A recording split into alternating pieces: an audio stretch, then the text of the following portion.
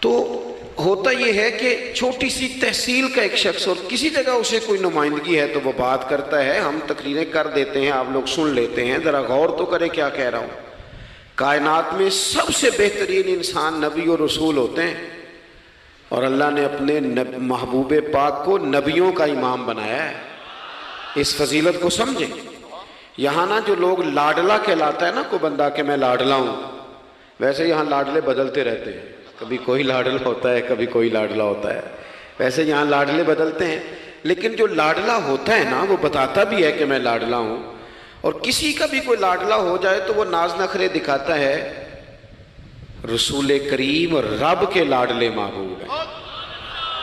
لیکن جو بات میں نے آپ کی خدمت میں عرض کرنی ہے آپ اس پر توجہ کریں گے۔ حضور امام الانبیاء ہیں، اللہ کے محبوب ہیں، نبی پاک علیہ السلام کا پتھروں نے کلمہ پڑھا ہے، چاند حضور کے اشارے پر ڈوبتے ہوئے واپس لوٹ آیا ہے، سورج ڈوبتے ہوئے آ گیا ہے، چاند کے 2 ٹکڑے ہوئے ہیں، یہ ساری حضور کی شانیں۔ اللہ نے اپنے محبوب کو معراج عطا فرمائی ہے۔ لیکن ملت کے جوانوں، آپ کو پتہ ہے ہمارے نبی پاک کا سب سے پہلا تعارف کیا ہے؟ حضور کا سب سے پہلا تعارف یہ ہے کہ یہ صادق اور امین ہے، یہ سچ بولتے ہیں۔ حضور کے اسوہ نور کی پہلی بات جو لوگوں کے سامنے آئی تھی وہ یہ تھی کہ یہ صادق ہیں، یہ سچے ہیں، یہ جھوٹ نہیں کہتے۔ آپ کو پتہ ہے رسول پاک صلی اللہ علیہ وسلم سے پوچھا گیا تھا، حضور مومن کنجوس ہوتا ہے؟ فرمایا کبھی ہو جاتا ہے۔ یا رسول اللہ مومن بزدل بھی ہوتا ہے؟ فرمایا کبھی ہو جاتا ہے۔ یا رسول اللہ مومن جھوٹ بولتا ہے؟ تو میرے کریم نے فرمایا نہیں، میرا مومن جھوٹ نہیں بولا کرتا۔ حضور کا جو پہلا تعارف ہے نا، یہ جو حضور کی 40 سالہ زندگی ہے نا، اسے نبی پاک علیہ السلام نے اپنی نبوت کی دلیل کے طور پر بیان فرمایا ہے۔ فرمایا فَقَدْ لَبِثْتُ فِيكُمْ عُمَرًا مِّن قَبْلِهِ أَفَلَا تَعْقِلُونَ۔ محبوب آپ ان سے کہہ دے میں نے تمہارے بیچ وقت گزارا ہے، تمہیں عقل نہیں؟ کوئی میری طرح کا سچا دیکھا ہے تو دکھاؤ۔ آج میری ملت کا سب سے بڑا مسئلہ جھوٹ ہے، سب سے بڑا مسئلہ اعتماد نہیں۔ بیوی اپنے شوہر سے کہتی ہے کہ تو تھوڑے پیسے دے لیا کر، تھوڑے ایک جوڑے پہ میں گزارا کر لوں گی، میرے ساتھ سچ تو بول۔ تو لاہور جاتا ہے تو لاہور کا بتا کے جا۔ ماں کہتی ہے پتر سے کہ پتر تھوڑی باتیں بتایا کر پر سچی بتایا کر۔ قوم کا اعتماد اٹھ گیا سیاستدانوں سے، تم نے لمبے چوڑے وعدے کیے، تم نے بڑی باتیں سنائی۔ تم دیکھیں نا، آپ کی توجہ اگر ہو تو میں ایک حوالہ اس طرح کا بھی عرض کروں آپ کی خدمت میں۔ سبز باغ دکھا کے لوگوں کو کبھی پریشان نہیں کرنا چاہیے، کبھی بھی۔ یہ ہمارے پیر بھلا کیا کرتے ہیں بیچارے، ایک کرامت اللہ خیر کرے کبھی کوئی ایک بن جاتی ہے نا تو پھر وہ کمپنی کی مشہوری کا ذریعہ بنتی ہے۔ وہ کہتے ہیں اس کرامت کو بھی فیس بک پہ ڈالو۔ میں نا کراچی جا رہا تھا تو لاہور میں تھوڑا سا مریض ہوں، مجھے الرجی ہو جاتی ہے، زیادہ دیر بیٹھ نہیں سکتا، تو ایک کانفرنس میں مجھے شرکت کرنی تھی۔ تو ایئرپورٹ سے ہی میں نے دوستوں سے پوچھا موسم تمہارا کیسا ہے؟ کہنے لگے پیر صاحب بڑی گرمی ہے اور شدت ہے بڑی، اے سی چلا کے بھی گاڑی میں دقت ہے۔ تو میں نے کہا اچھا دعا کرتے ہیں اللہ بارش برسا دے۔ تو یہ دعا لاہور ہو رہی تھی، میں کراچی ایئرپورٹ پہ اترا تو بارش ہو رہی تھی۔ تو وہ جو مجھے لینے آئے تھے نا صاحب، وہ گاڑی میں ایک بندے کو کہہ رہے ہیں کہ وہ پیر صاحب نے لاہور آکھیا سی تو 1.5 گھنٹے جمی آ گیا ہے۔ وہ میں نے اسے کہا وہ بس کر، اب آگے نہ بتا، ایسا نہ ہو کہ 2-4 لوگ آ جائیں کہ پیر صاحب جو کہتے ہیں وہ ہو جاتا ہے۔ جیڑے محرم راز حقیقت دے اور راز حقیقت کھول دے نہیں، جیڑے محرم راز حقیقت دے اور راز حقیقت کھول دے نہیں، اے جنہ ویکھیا نہیں او کرن گلاں، جنہ ویکھ لیا ہو تے بول دے ہی نہیں۔ اس لیے یہ اس طرح کرامتوں کو نا کمپنی کی مشہوری کا ذریعہ، ہمارے سیاستدان، ہمارے بڑے لیڈران وہ سبز باغ دکھا دیتے ہیں۔ آپ تھوڑی باتیں کریں، محدود کریں، مختصر کریں۔ دیکھیں اللہ کے محبوب علیہ السلام سے طائف والوں نے کہا تھا، جب حضور علیہ السلام نے دین کی تبلیغ کی تو سیرت میں یہ عنوان بھی ہمیں ملتا ہے، یا رسول اللہ صلی اللہ علیہ وسلم اگر آپ کو کل حکومت ملتی ہے تو ہمیں حصہ ملے گا۔ عرب کے لوگوں کا مزاج تھا نا، انہوں نے حضور سے کہا اگر کل کلاں حکومت ملتی ہے تو ہم شریک ہوں گے۔ تو حضور مسکرائے اور میرے نبی پاک کو حکومت ملنے کا پاک کتنا زیادہ تھا کہ مکے سے ہجرت کر رہے ہیں، مدینہ شریف ابھی پہنچے نہیں، رستے میں سراقہ بن مالک سے کہہ رہے ہیں کسرا کے کنگن آئیں گے، یعنی حضور بتا رہے ہیں کہ سپر پاور بھی ساری یہاں آ جائے گی۔ حضور تو خندق والے دن ایک ہتھوڑا مارتے تھے تو فرماتے تھے روم فتح ہو گیا، دوسرا مارتے تھے تو کہتے تھے ایران فتح ہو گیا۔ یہ بخاری میں چیزیں آپ کو ملیں گی۔ حضور کو کامل یقین تھا کہ اذا جاء نصر اللہ والفتح، کامل یقین تھا کہ ان فتحنا لک فتحا مبینا، یہ ہوگا سارا کچھ۔ لیکن انہوں نے جب کہا نا ہمیں حصہ ملے گا تو حضور مسکرائے، فرمایا تم کہتے ہو حکومت تمہیں ملے گی، فرمایا بھائی سنو، حکومت اسے ملتی ہے جسے اللہ عطا کرتا ہے۔ بات ختم کر دی۔ سچ بولیں زندگی میں، سچی بات کریں۔ اللہ کے رسول صلی اللہ علیہ وسلم نے ہمیں پہلا سبق سچ کا دیا، اسے سادی تقریر نہ سمجھنا، یہ عنوان دین ہے۔ اپنی زندگی سے جھوٹ کو نکال دیں۔ آپ جو تھوڑی باتیں کر لیں پر جو کہیں اس پر کھڑا ہونا سیکھیں، اپنی زندگی کے اندر استقامت کا نور لائیں۔ جوانوں، کبھی بھی جھوٹ کی بنیاد پر رشتے نہ قائم کرنا۔ آتے ہیں رشتہ دیکھنے والے تو کوئی باتیں سناتے ہیں، ہمارے گھر والے ہو بیٹا تو ولی ہوتا ہے، کیا بات ہے؟ اور پھر بعد میں یہ حالت ہوتی ہے کہ اماں کہتی ہے میں آپ بڑا سمجھانی ہے، انہوں میری بھی نہیں سنتا۔ تو وہ رشتہ دیکھتے وقت تو آپ نے کہا تھا کہ بہت بڑا درویش ہے۔ آپ اور بچی والے بھی کچھ ایسے کام کرتے ہیں، رشتہ کرانے والے سے کہتے ہیں ہم نے کار بھی دینی ہے۔ کیوں آپ نے لالچ پیدا کیا؟ کیوں پہلے آپ نے خرابیاں کی؟ اپنی زندگی میں سچ بولیں، سچی بات کریں، کبھی بھی کوئی ایسا کام نہ کریں جس سے کہ لوگوں کی طبیعت ایسی ہو کہ لوگ سمجھیں کہ یہ لوگ تو غلط بیانی کے عادی ہیں۔ دیکھیں بخاری میں موجود ہے، سیرت کی تمام کتابوں میں الفاظ کے اختلاف کے ساتھ یہ اپنی اصل کے ساتھ یہ چیز ہر جگہ موجود ہے۔ حضرت ابو سفیان رضی اللہ تعالیٰ عنہ بعد میں مسلمان ہوئے، فرماتے ہیں میں جب شاہ روم کو حضور کا خط گیا تھا نا ہرقل کو، حضور صلی اللہ علیہ وسلم نے اس سے کہا کہ کلمہ پڑھ لو، خطوط لکھے نبی کریم نے۔ اس نے کہا یہاں ڈھونڈو کوئی عرب کا سردار اگر آیا ہو تو میں ملنا چاہتا ہوں۔ ابو سفیان کہتے ہیں میں بغرض تجارت وہاں موجود تھا، مجھے لوگ پکڑ کے بادشاہ کے پاس لے گئے، میں کلمہ نہیں پڑھتا تھا۔ جب کوئی کسی کا مخالف ہوتا ہے تو اس نے کوئی کہانی بھی یاد کی ہوئی ہوتی ہے، ان لوگوں نے کہانی بھی یاد کی ہوئی تھی، معاذ اللہ جادوگر ہیں، شاعر ہیں، یہ کہانیاں بھی سناتے تھے۔ کہتے ہیں کہ مجھے وہ لے گئے، بادشاہ کے سامنے کھڑا کر دیا۔ اب بادشاہ نے سوالات پوچھے، میں کوئی حق میں نہیں تھا کہ میں حق میں باتیں کرتا، میں تو اس وقت تک کلمہ نہیں پڑھتا تھا اور جو کفار کہتے تھے وہ ساری باتیں میں نے کرنی تھی۔ کہتے ہیں بادشاہ نے اپنے دربار میں کھڑا کر کے سوال کیے، بڑے سوال پوچھے، بڑے میں نے جواب دیے، بڑے سوال پوچھے۔ یہ بھی پوچھا کہ ماننے والے ان کے غریب ہیں کہ امیر ہیں؟ میں نے کہا نہیں، ماڑے ماڑے بندے ہیں۔ میلاد کے جلوسوں میں بھی ماڑے ماڑے بندے ہی جاتے ہیں، ماڑے ماڑے غریب لوگ ہیں۔ اس نے یہ بھی پوچھا کہ ماننے والے بڑھ رہے ہیں یا گھٹ رہے ہیں؟ میں نے سارے جواب دیے۔ او ملت کے جوانوں، خدا را میری بات سننا۔ ابو سفیان کہتے ہیں غیروں کا دربار، سوال کرنے والا بھی کلمہ نہیں پڑھتا، ابھی جواب دینے والا بھی کلمہ نہیں پڑھتا۔ اس نے مجھ سے کہا کہ آپ نے بتایا کہ آپ رشتے میں چچا ہوتے ہیں، یہ بتاؤ وہ جنہوں نے اعلان نبوت کیا ہے کیا کبھی انہوں نے جھوٹ بھی بولا ہے؟ آج لوگوں نے نام نہیں بدل دیا جھوٹ کا، کچھ نے بہانہ نام رکھ دیا جھوٹ کا، جی میں نے بہانہ کر دیا تھا۔ کچھ کہتے ہیں جی وہ تو میں نے تو بس ایسی بات، وہ تو میں نے مذاق کیا تھا۔ جھوٹ کے نام نہیں بدل دیے لوگوں نے۔ ابو سفیان کہتے ہیں مجھ سے بادشاہ کھڑا کر کے پوچھنے لگا کیا کبھی انہوں نے جھوٹ بھی بولا ہے؟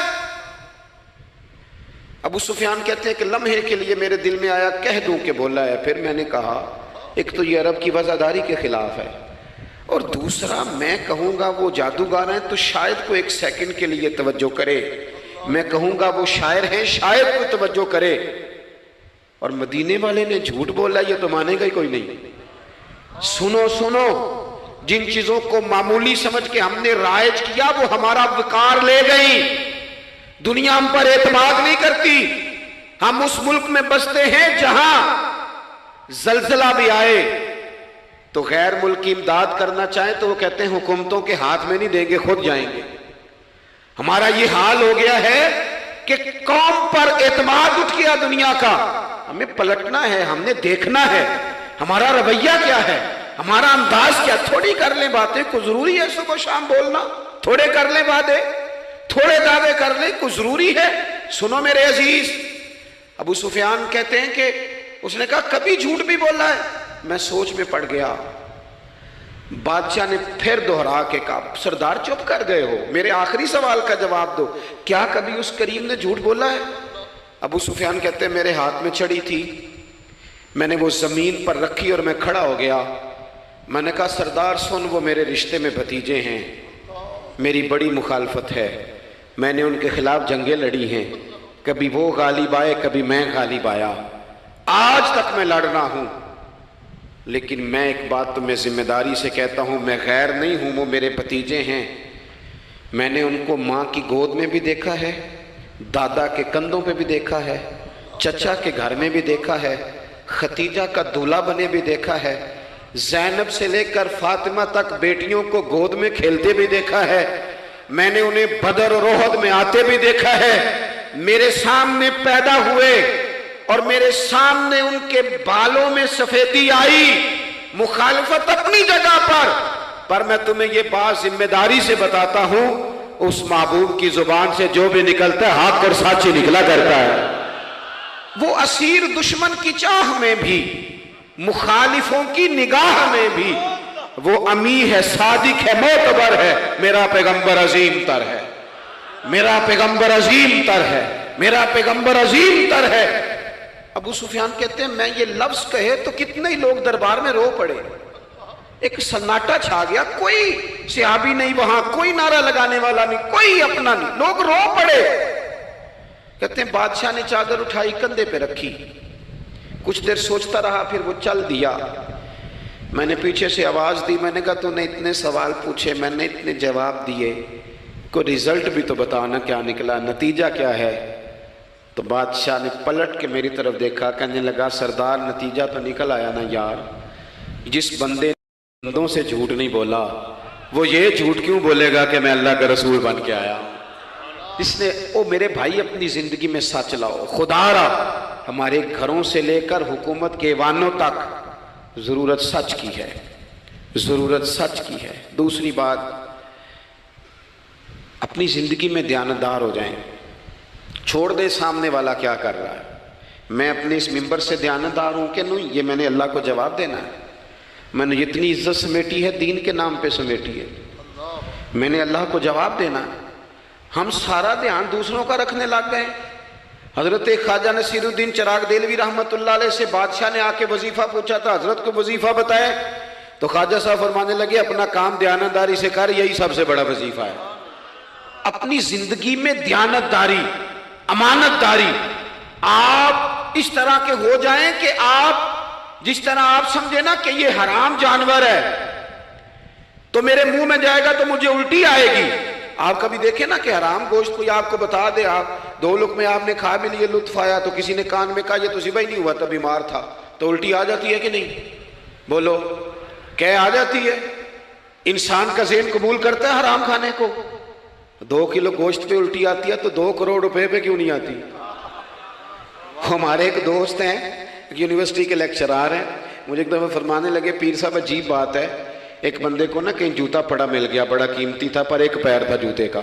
ہماری دیانتداری کچھ اس طرح کی ہے, ایک پیر ملا, جوتا بڑا قیمتی تھا, مہنگا تھا, تو اس نے اس کا مالک ڈھونڈنا شروع, یہ کس کا ہے, یہ کس کا ہے, یہ کہ وہ شور کر رہا ہے. لیکن تھوڑا سا آگے جا کے جوتے کا دوسرا پیر مل گیا, پر اس نے مالک ڈھونڈنا بند کر دیا. اس کو اب اس کا دوسرا پاؤں مل گیا تو اب اس نے, یعنی کئی دیانتدار بڑے دیانتدار ہیں لیکن دوسروں کے معاملے میں, اپنے معاملے میں نہیں. اپنی زندگی میں انصاف کریں. میں مسجد میں جمعہ پڑھاتا ہوں. میں نے ایک دن اپنے ایک مدرسے کے طالب علم سے پوچھا, بیٹا جمعرات کو میں نے پوچھا, میں نے کہا صبح جمعہ میں تقریر کیا کرنی ہے؟ کہتے میں جو فیصلہ نہیں کیتا. میں کہا تو بڑا مولوی ہے نا, میں چھوٹا, میں تو جمعہ پڑھا کے شام میں فیصلہ کر لینا بھی اگلے جمعے کی بیان کرنا ہے. کیوں؟ میں چاہتا ہوں میں ممبر سے دیانتدار رہوں, میں ایک ہفتہ تیاری کروں, میں نے قوم کو اللہ رسول کا دین بتانا ہے, میرا یہ مقصد تو نہیں ہے کہ 1 گھنٹہ مجھے ملے تو میں نے کسی طریقے سے اسے پار کرنا ہے. آپ اپنے کام کے ساتھ ہمیشہ دیانت کا مظاہرہ کریں. اگر آپ دیانتدار ہو جائیں. حضرت سعید بن عامر رضی اللہ تعالیٰ عنہ کو حضرت عمر نے کہا میں آپ کو ایک صوبے کا گورنر بنانا چاہتا ہوں. رو پڑے, فرمانے لگے اس قابل نہیں ہوں. آپ کہیں مجھے بھی آپ کہہ دیں کہ فلانا عہدہ ملتا ہے تو تیار ہے ساری دنیا. کون انکاری ہے اس کام سے؟ سب تیار بیٹھے. لیکن روتے تھے لوگ کا جناب میں کہاں کر سکتا ہوں. حضرت عمر نے لگا دیا حمص کا گورنر. کچھ مہینوں کے بعد حضرت عمر تشریف لے گئے. جا کے پوچھا کہ کیسا ہے؟ تو پہلے تو ایک لسٹ منگوائی حضرت عمر نے. کچھ مال آیا ہے تو مختلف صوبوں میں بانٹنا ہے, غریبوں کی لسٹ لاؤ. ان کے صوبے کی لسٹ آئی تو تیسرا نام گورنر صاحب کا تھا. وہ کہا تمہارا گورنر مسکینوں غریبوں میں؟ کہنے لگے حضرت صاحب جو لسٹ بنانے والے تھے وہ کہنے لگے اب ان کے وجود پر جو کپڑے ہیں جگہ کوئی نہیں بچی, پیوند کہاں لگانے ہیں. دامان توکل کی یہ خوبی ہے کہ اس پر پیوند لگے ہوتے ہیں پر دھبے نہیں ہوتے. پیوند لگے ہوتے ہیں پر دھبے نہیں ہوتے. حضرت عمر نے معلومات کی ان کے صوبے میں جا کے تمہارا گورنر کس طرح کا ہے. عرض کی حضور 4 شکایتیں. یہ جمہوریت ہے. آج تو ہر سیاسی جماعت میں ڈکٹیٹرشپ ہے. آج کہاں جمہوریت ہے؟ آج تو آپ جتنے شاہ کے وفادار ہو جائیں گے اتنا اچھا عہدہ لیں گے. جتنا مرضی قابل بندہ ہو جماعت کے اندر, لیکن اگر وہ پورا تابع دار نہیں تو نظام نہیں چلتا. جتنا مرضی قابل ہو. حضرت سعید بن عامر رضی اللہ تعالیٰ عنہ 4 شکایتیں, عام آدمی شکایتیں کر رہے ہیں. حضرت عمر نے کہا کون کون سی؟ تو انہوں نے کہا جی پہلی شکایت یہ ہے کہ ہمارے گورنر, توجہ ہے میرے بھائیوں کی, انہوں نے کہا جی پہلی شکایت یہ ہے کہ گورنر صاحب صرف دن کو ملتے ہیں, انہیں رات کو بھی لوگوں سے ملنا چاہیے. دوسری شکایت یہ ہے کہ جب شروع میں آئے تھے تو فجر کے بعد بیٹھ جاتے تھے, مسائل سنتے تھے. اب سورج نکلنے پر اشراق چاشت کے ٹائم 8, 9, 10 بجے آتے ہیں. تیسری شکایت یہ ہے کہ ہفتے میں 1 دن ملتے ہی نہیں. چوتھی شکایت یہ ہے کہ کبھی کبھی ایسے ہی رونے لگتے ہیں, بیٹھے بیٹھے بے ہوش ہو جاتے ہیں. تو آپ نے دیوانہ آدمی ہمیں دے دیا ہے. حضرت عمر فاروق رضی اللہ تعالیٰ عنہ نے حضرت سعید بن عامر کو مجمع میں پوچھا جناب آپ پبلک کے نمائندے ہیں, آپ کو سوالوں کے جواب دینے چاہیے, بتلائیے نا. اور یہ پبلک کے نمائندے صرف سیاستدان نہیں ہوتے, پیر صاحبان بھی ہوتے ہیں, مسجد کا خطیب بھی ہوتا ہے. اگر حضرت عمر سے پوچھا جا سکتا ہے کرتا کہاں سے آیا تو پیر صاحب سے بھی تو پوچھا جا سکتا ہے نا. ان کو بھی جواب دینا چاہیے, ان کو بھی بتانا چاہیے, اس لیے کہ وہی تو دعویٰ کر رہے ہیں فقر بتانے کا. تو حضرت عمر نے 4 سوال کہا سعید آپ کے ذمے 4 سوالوں کے جواب ہیں. تو حضرت سعید بن عامر نے گردن جھکائی, کہنے لگے پہلے ہی کہا تھا میں گورنری کے قابل نہیں. فرمایا اب تو بن گئے ہونا, جواب تو دینا ہے, حضور بتلائیے. فرمایا پہلا سوال آپ سے یہ ہے کہ یار لوگ کہتے ہیں رات کو کام پڑ جاتا ہے اور آپ ملتے نہیں. تو حضرت سعید بن عامر نے اپنی داڑھی پکڑ لی, عرض کی حضور یہ ساری سفید ہو گئی ہے, بڑھاپا ہے. دن مخلوق کے لیے رکھا ہے, رات اپنے رب کے لیے رکھی ہوئی ہے. اگر پھر بھی کسی کو شوق ہو تو سعید بن عامر جب بھی ملے گا مسجد میں ملے گا, ساری رات بارگاہ ربوبیت کی آئے. او سنگیو تھوڑا مسلح بھی یار مضبوط کر لو, تھوڑا سا نا, ہم نہ تھک گئے ہیں فون سن کے. بہت سارے لوگ ایسے ہیں جن کے وجود نہیں اتنی تھکے جتنے دماغ تھک گئے. کمنٹس پڑھ کے, کمنٹس دے کے, رائے دے کے بڑے بڑے باصلاحیت لوگوں کے حافظے کمزور ہو گئے. خدا را اپنی صلاحیتوں کو زنگ لگا لو گے. یہ تو جتنے لوگ ہیں میڈیا چلانے والے, ان کو تو میڈیا چلانا ہے. اور اب تو پتہ نہیں کتنے چینل اور کتنے لوگ اور سوشل میڈیا پہ کتنے, اور ادھر کتنے تو ادھر کتنے. خدا را کچھ وقت اگر مسلح پہ ملے تو آپ یقین کریں روح تازہ ہو جاتی ہے. لمبی لمبی دعائیں مانگیں, اپنے رب کو اپنے دکھ سنائیں, رسول پاک کی بارگاہ میں یہ نذرانے پیش کریں, آپ محسوس کریں گے وجود طاقتور ہوگا. حضرت سعید بن عامر کہنے لگے رات مسلح پہ گزارتا ہوں. دوسرا سوال آپ سے یہ کرنا تھا کہ یہ لوگ کہتے ہیں کہ آپ پہلے فجر میں آ جاتے تھے, اب اشراق چاشت کے بعد 9-10 بجے نکلتے ہیں. تو حضرت سعید بن عامر نے گردن جھکائی, کہا یہ میرا راز تھا, میری پرائیویٹ بات تھی. کہا جناب اب تو لوگوں کا سوال ہے. تو آپ فرمانے لگے میرے گھر میں خادم کوئی نہیں, غریب آدمی, بیوی بیمار ہو گئی ہے، 35 سال اس وفادار عورت نے میری ڈیوٹی کی ہے، بیماری میں چھوڑ دوں تو وفاداری تو نہیں نا۔ سویرے اٹھتا ہوں، گھر کا کام کرتا ہوں، پھر بیوی کے لیے ناشتہ بناتا ہوں، اسے کھانا کھلاتا ہوں، تیاری کرتے آتے دیر ہو جاتی ہے۔ دوسرے سوال پر لوگ رو پڑے، کہا تیسرا اعتراض آپ پہ یہ ہے کہ ہفتے میں ایک دن ملتے نہیں۔ تو حضرت سعید بن عامر کہنے لگے میں نے کہا تھا میرا پردہ نہ کھولا جائے، میں بڑا راضی ہوں رب کی عطاؤں پہ، میں کیوں کسی کے سامنے اپنا دکھ بیان کروں؟ گردن کو جھکا دیتا ہے خیرات کا پتھر، جہاں میں مانگنے والوں کے سر کبھی اونچے نہیں ہوتے، اور غیرت ہے بڑی چیز جہاں نے تگ و دو میں پہناتی ہے یہ فقر کو تاج سردارا۔ آپ موقع دیں جی، بڑی مہربانی، چھوڑ دیں جی، تھوڑی 1 منٹ صرف جی ہمیں دیں، بولیں نہیں پیار سے جی، ناراض نہیں ہونا، آپ ہمیں موقع دیں۔ بات بھی اب تقریباً قریب ہونے کے قریب آئی۔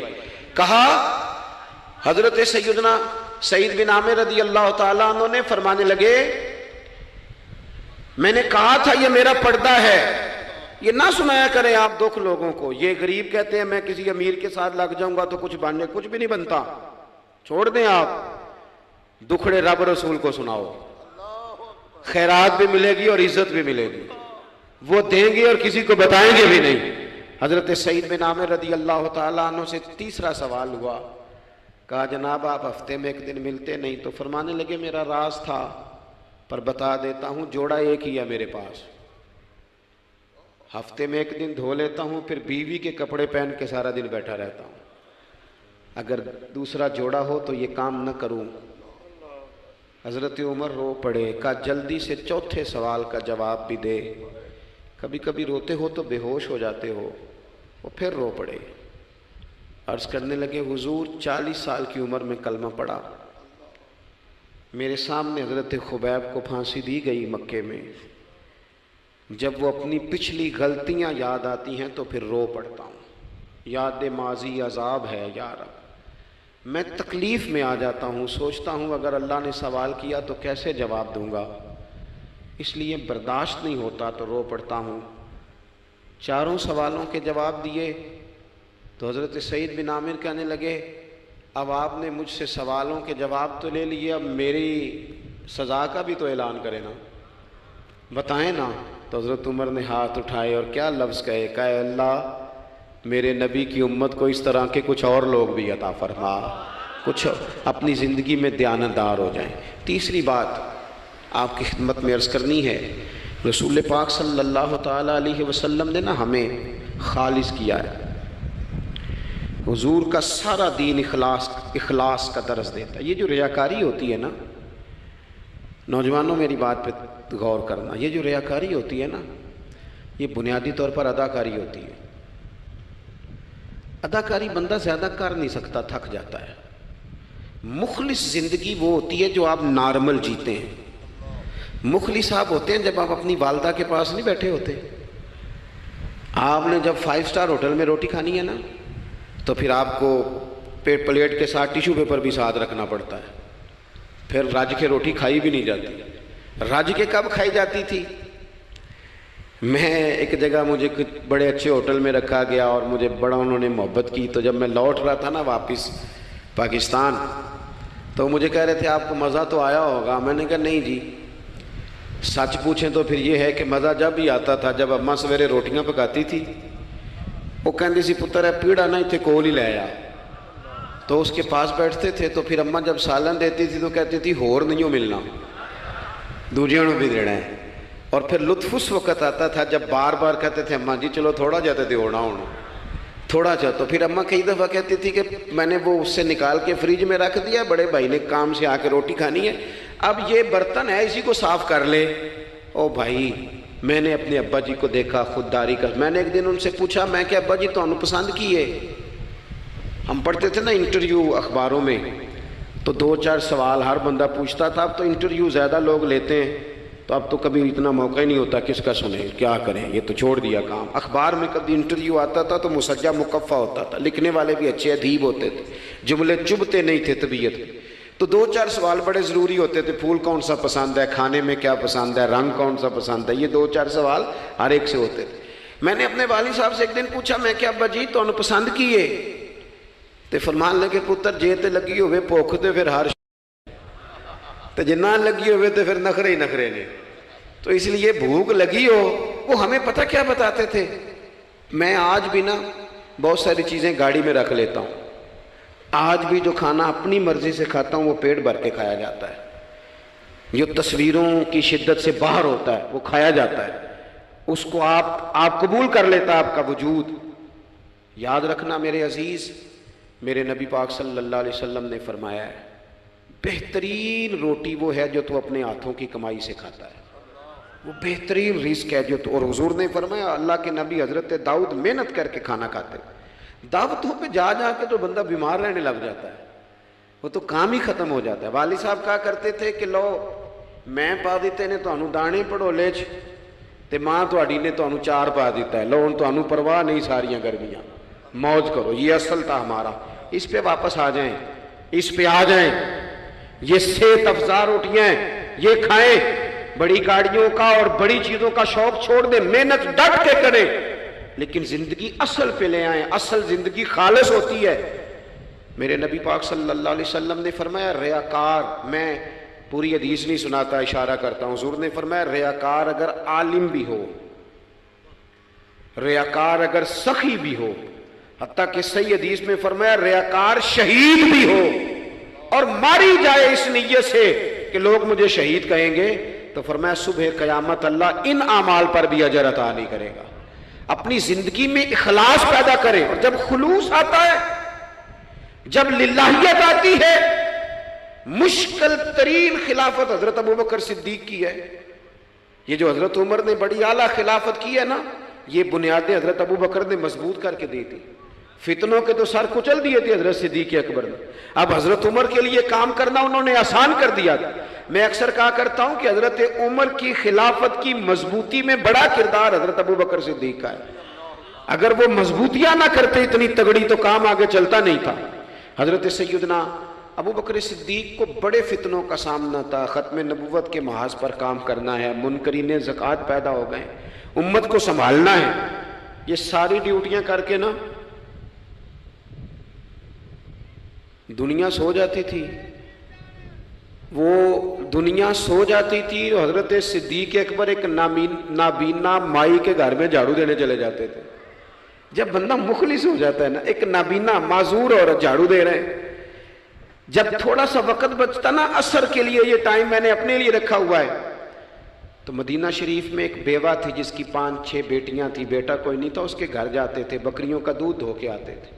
معمولی آدمی نہیں، خلیفہ وقت کی بات. کس لیے؟ یہ کام روحانی تسلی کا باعث بنتے، یہ کام آپ کو سکون دیتے، یہ آپ کے اندر وہ طاقت پیدا کرتے ہیں کہ آپ لڑ سکتے ہیں دنیا سے. جب آپ کے پیچھے دعائیں ہوتی ہیں تو پھر میدانوں میں کھڑا رہنا آسان ہو جاتا. حضرت عمر فاروق فرماتے ہیں تیسرا دن تھا جناب صدیق اکبر کے وصال کو. میں مسجد نبوی شریف میں بیٹھا تھا تو 2-3 چھوٹی چھوٹی بچیاں آ گئیں. آگے کہنے لگی چچا آپ خلیفہ بنے. میں نے کہا ہاں. ہمارے ساتھ چلیں گے؟ میں نے کہا پتر تمہارے ساتھ کیا ہے؟ کہنے لگے ابو بکر صدیق عصر کے بعد ہمارے گھر آتے تھے، ہمارا بھائی کوئی نہیں، باپ انتقال کر گئے، بکریوں کا دودھ دھو کے دے جاتے تھے، کچھ بیچ کے گزارا کر لیتی تھی، کچھ پی لیتی تھی. 3 دن سے میری ماں رو رہی ہے، میری بہنیں روتی ہیں. اکھاں جدوں میٹیاں زمانہ مینوں روے گا. اونج تے بے قدراں کچھ قدر نہ جاتی، کیتی خوب تسلی ہو، لیکن اکھاں جدوں میٹیاں زمانہ مینوں روے گا. اپنا تے اپنا بیگانہ بھی مینوں روے گا. جدوں نہ میں دسیا میں خاراں نوں میخانے وچ، پھر جام ٹوٹ جان گے تے میخانہ مینوں روے گا. کئی لک لک رون گے تے کئی بک بک رون گے. گلیاں دا یانا تے سیانا مینوں روے گا. اور کسی نے کہا تھا میرے مرنے پہ ہر سو شور مچ جائے گا دیکھو گے. یہ رحمت کی امید لگاتے کہا، کرم کی امید، عاجزی سے کہا، نذرانے میں کہا کسی درویش نے. کہنے لگے میرے مرنے پہ ہر سو شور مچ جائے گا دیکھو گے. کہنے الوداع سرکار خود تشریف لائیں گے. اور کسی نے کہا تھا کہ بعد مرندے مکھڑا میرا ہو جاوے جے تازہ. پھر سمجھ لینا محبوب میرے نے آن پڑیا جنازہ۔ تو بھائی اپنی زندگی میں اخلاص پیدا کرے۔ ہم نا غریب لوگ بھی امیروں سے تصویر کھنچوانا پسند کرتے ہیں، امیروں سے اپریشیٹ کرنا چاہیے محنت کرنے والے آدمی کو، جس کو پسینہ آ گیا نا ریڑھی پہ کھڑے ہوئے، وہ بڑا باوقار آدمی، اسے پسینہ آ گیا۔ میں ابھی بھی کبھی کبھی جوتا گنڈوا لیتا ہوں، چونکہ میں نے دیکھا ہے میرے ابا جی مجھے کہتے تھے لے جا جوتیاں توڑے پا کے ساریاں گنڈا لیا، تو یاد ہے تو میں ابھی بھی چلا جاتا ہوں۔ تو ہمارے ایک پرانے موچی ہیں، میں ان کے پاس ایک دن، وہ بڑے خوددار آدمی، 5 روپے کے 10 دے دے نا، وہ ان کو 10 دے دو، کہتے چوکا اپنے 5 روپیے۔ وہ ایک شاعر بیٹھے تھے نا، تو شاعر بھی بیچارے کئی اسی طرح کے ہوتے ہیں، ناراض نہ ہو جائیں شاعر، لیکن وہ کئی دفعہ نا ان کو بھی دیکھ کے لگتا ہے کہ کئی دنوں سے بیچارے نے روٹی نہیں کھائی۔ تو موٹی چادر لیے گرمیوں میں کسی چوک میں بیٹھا تھا نا شاعر، تو کوئی بندہ جاتے ہوئے 5 روپے دے گیا، اس نے کہا یہ کیا ہے؟ کہنے لگا کھانا شانا کھا لینا، پر شاعر نے کمال بات کی، اس نے کہا یہ آرزوئے کرم اور میں آپ سے کروں، یہ آرزوئے کرم اور میں آپ سے کروں، یہ بھیک اس کو دیجیے جس کا خدا نہ ہو۔ اور میرے اعلیٰ حضرت کیا کہتے ہیں؟ کہتے ہیں کرو مدح اہل دول رضا۔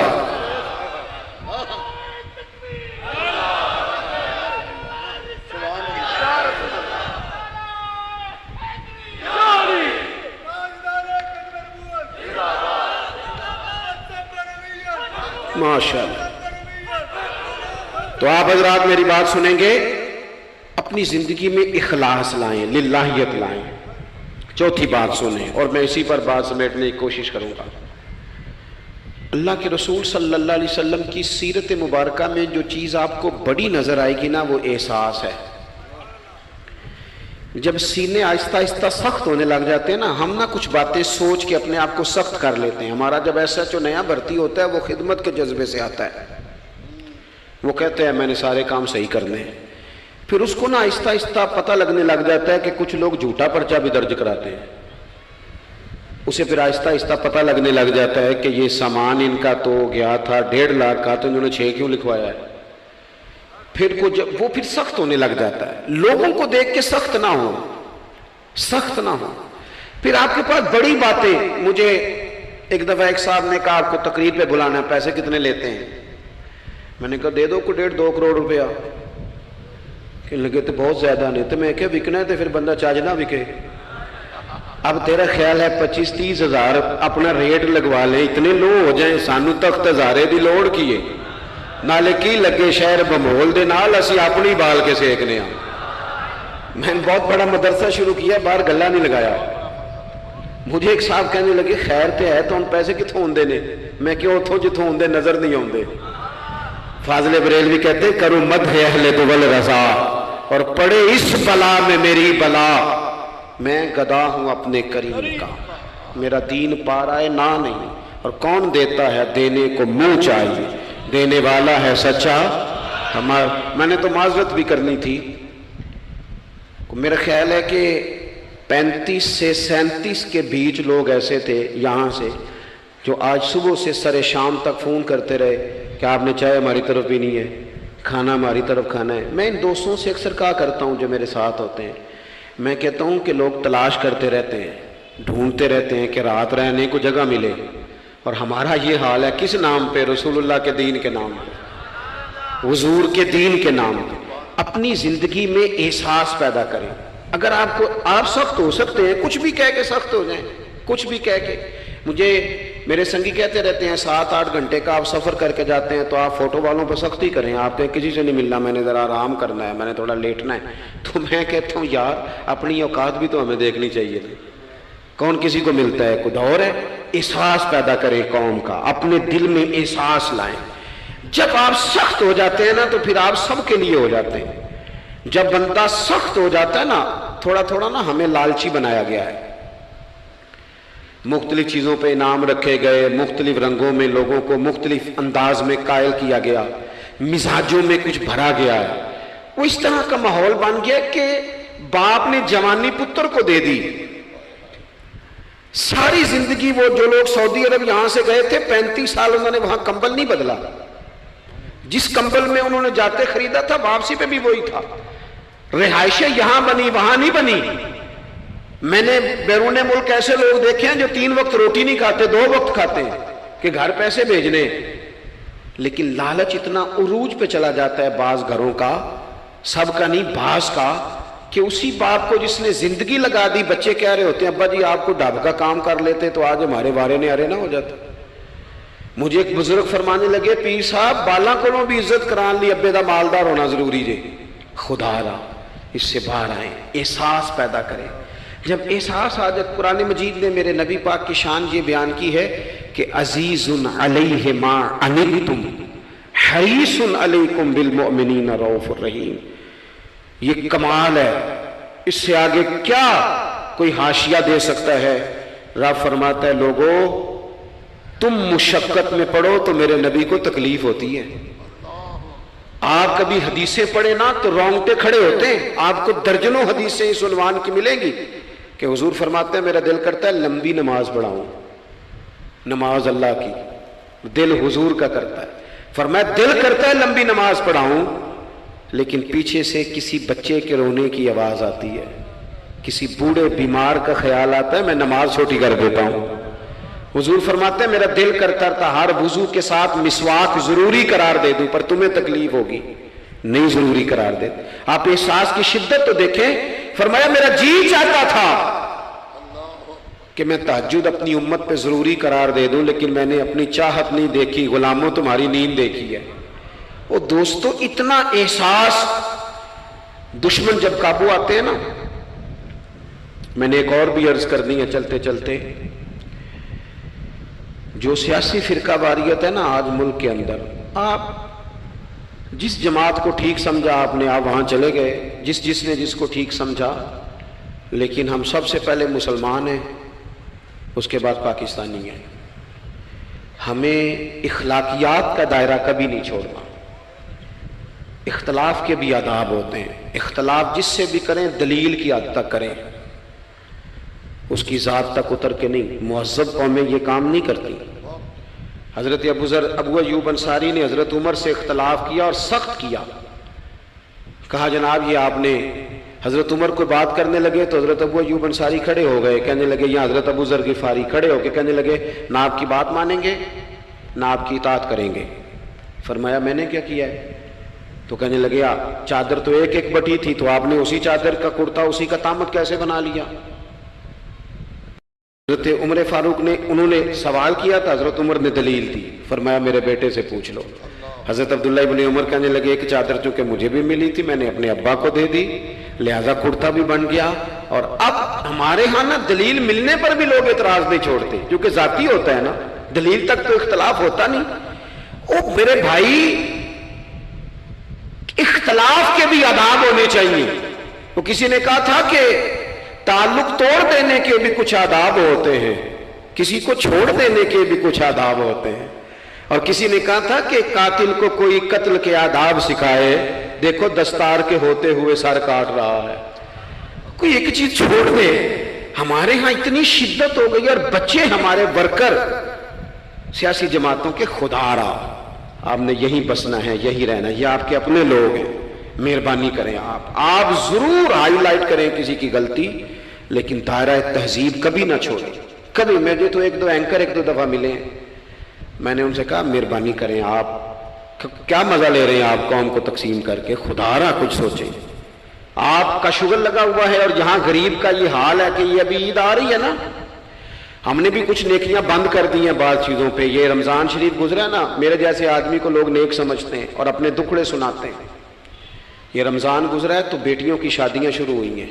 اب لڑکوں والے تو نیک ہو گئے، اب تو وہ جہیز ہی نہیں مانگتے. یہ خبر پتہ ہے آپ کو؟ منڈے والے ہیں داج منگنا چھڈتا جی، وہ نیک ہو گئے. وہ کہندے اسی تہاڈے کو جہیز نہیں لینا، بس 600 بندے دی روٹی پکانی تسی تے صحیح پکانی جے منڈے دے 11 ایکو واری آنا ہے. کبھی نہیں روٹی کھائی لڑکے کے دوستوں نے اپنے گھر. رمضان میں کھل کر سخاوتیں کرنے والوں رمضان کے بعد بھی سوچا کرو. اور راشن ونڈن والے لوگ کو عیدوں بعد بھی بھوک لگ دیجئے، عیدوں بعد بھی بھوک لگ دیجئے. رمضان میں ثواب زیادہ ہے لیکن سخاوت تو سارا سال ہی ہے. تو کچھ چیزیں ایسی ہیں ہمیں حضرت سیدنا عمر فاروق نے جب جواب دے دیا نا کہ اس طرح ہے، اب وہ اختلاف دلیل تک تھا، اختلاف دلیل تک تھا، تو حضرت ابو ایوب انصاری اٹھ کے کھڑے ہو گئے، اعتراض کیا، جواب مل گیا، تو پتہ کیا فرمانے لگے، کہنے لگے عمر رب تجھے میری طرف سے بہتر سلا دے، اب تو حکم کر، ہم سنیں گے بھی اور تیری اطاعت بھی کریں گے، اب ہم آپ کے پیچھے چلیں گے امیر المومنین۔ تو دلیل تک رکھیں چیزوں کو، دلیل مل جائے تو بات کو ختم کریں۔ تو میرے بھائی احساس اپنی طبیعت میں جب ہم پیدا کرنے لگیں گے، احساس بڑی مشکل ہے غریب کی زندگی۔ امیر تو دوستی امیروں سے لگا لیتا ہے، جب انسان اپنی گاڑی میں سفر کرتا ہے تو پھر وہ کرایہ 5 روپے بڑھ جائے تو اسے تکلیف کوئی نہیں ہوتی، کیونکہ اسے پتہ ہی نہیں۔ بہت سارے امیروں کو تو پتہ ہی نہیں کہ گھی مہنگا ہو جائے تو گھر کے بجٹ پہ بوجھ کتنا پڑتا ہے، ان بیچاروں کو تو پتہ ہی نہیں، تو وہ اس احساس کو کیسے پیدا کریں گے؟ وہ نہیں کر سکتے، اس کے لیے وہاں سے گزر کے آنا پڑتا ہے۔ رسول پاک کی زندگی میں جو احساس کی شدت ہے اسے آپ سمجھیں۔ دشمن جب ہتھے چڑھتا ہے تو پھر، اور دشمن بھی سخت گیر قسم کا ہو تو بندہ اسے چھوڑتا نہیں۔ لیکن حضرت انس بن مالک فرماتے ہیں کہ یہ جو لوگ بدر میں آئے تھے، یہ کوئی پھول لے کے نہیں آئے تھے ہاتھوں میں، گجرے پھولوں کے لے کے نہیں آئے تھے، تلواریں لے کے آئے تھے، اور پوری انہوں نے جنگ لڑی، 14 صحابہ شہید کیے، لیکن جب ان کو لا کے باندھا گیا نا مدینے میں تو غصہ تھا صحابہ کو، کس کس کے ہاتھ باندھے۔ حضرت عباس بھی تھے، جب وہ ہائے ہائے کرتے تھے نا، مخالف تھے۔ توجہ ہے میری بات پر؟ او بھائی، جو پیار بیٹی پہ آتا ہے وہ بہو پہ بھی تو آنا چاہیے نا، اس پر بھی تو وہ بھی تو کسی کی بیٹی ہے نا۔ اگر تجھے اپنے بیٹے کی دھوپ تنگ کرتی ہے تو ملازم کے پتر اگر دھوپ میں کھڑے ہیں تو وہ بھی تو تجھے احساس ہونا چاہیے، ورنہ خود غرض ہو جائیں گے ہم۔ بات ختم کر رہا ہوں، غور کرنا۔ حضرت انس بن مالک کہتے ہیں میں مسجد نبوی شریف میں حاضر ہوا تو بے چینی کے عالم میں کبھی حضور ادھر جاتے تھے، کبھی ادھر آتے تھے، کبھی ادھر جائے، یا رسول اللہ کیا ہوا؟ یہ وہ لوگ تھے جنہوں نے ستایا تھا، آج باندھا ہے، حضور کیا ہوا؟ تو نبی کریم فرمانے لگے تم نے رسیاں زور سے باندھ دی ہیں، یہ ہائے ہائے کرتے ہیں، مجھے نیند نہیں آتی، ان کی رسیاں ڈھیلی کر دو۔ عزیز علیہ ما عنتم، حضور کے سینے میں درد رہا، وہ درد کبھی حضور کو طائف لے جاتا، کبھی کہیں، اور وہ درد کی وہ پیار کی شدت اتنی تھی کہ جب بڑی تکلیف دی نا میدان احد میں اور دانت مبارک شہید کر دیے تو حضرت صدیق اکبر نے کہا یا رسول اللہ دعا کریں یہ تباہ ہو جائیں، تو ہاتھ اٹھائے نبی پاک نے، دعا کیا کی؟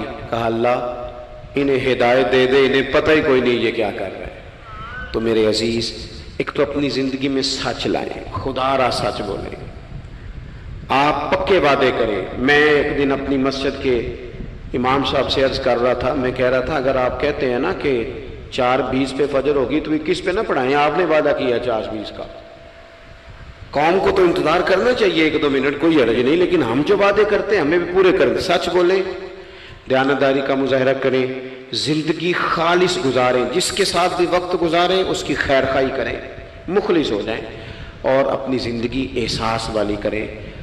امام غزالی فرمایا کرتے تھے تو بانٹنے کا ارادہ کر، رب بانٹنے کی توفیق بھی دے دے گا، تو پروگرام تو بنا۔